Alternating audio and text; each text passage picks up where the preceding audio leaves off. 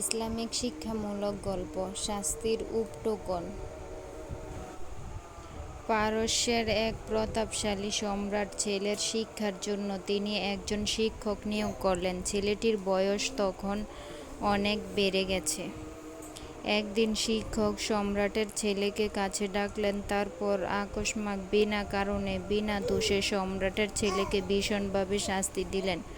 অকারণে এই শাস্তি ভোগ করায় সম্রাটের ছেলেটি শিক্ষকের উপর দারুণভাবে রেগে গেলেন, কিন্তু মুখে কিছুই বলতে পারল না। হাজার হোক শিক্ষক তো। কিছুদিন যেতে না যেতেই পারস্যের সম্রাট রোগে ভোগে ইন্তেকাল করলেন।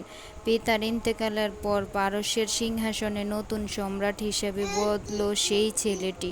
সম্রাটের আসনে বসে এবার সে তার শিক্ষককে ডাকালো।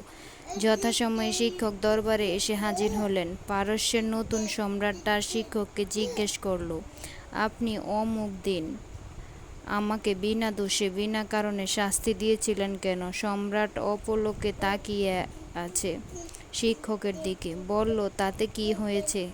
তাই বলে আপনি আমাকে অন্যায়ভাবে শাস্তি দেবেন? শিক্ষক একটু হাসলেন।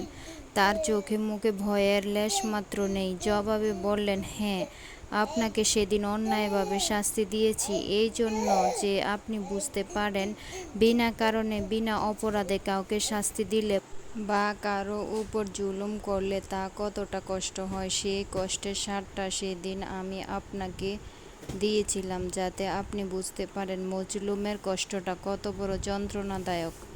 আর সেই বোধ থেকে যেন আপনি সম্রাট হয়ে কখনো কারো উপর জুলুম এবং অন্যায়ভাবে শাস্তি না দেন। গল্পটা ভালো লাগলে চ্যানেলটি সাবস্ক্রাইব করবেন।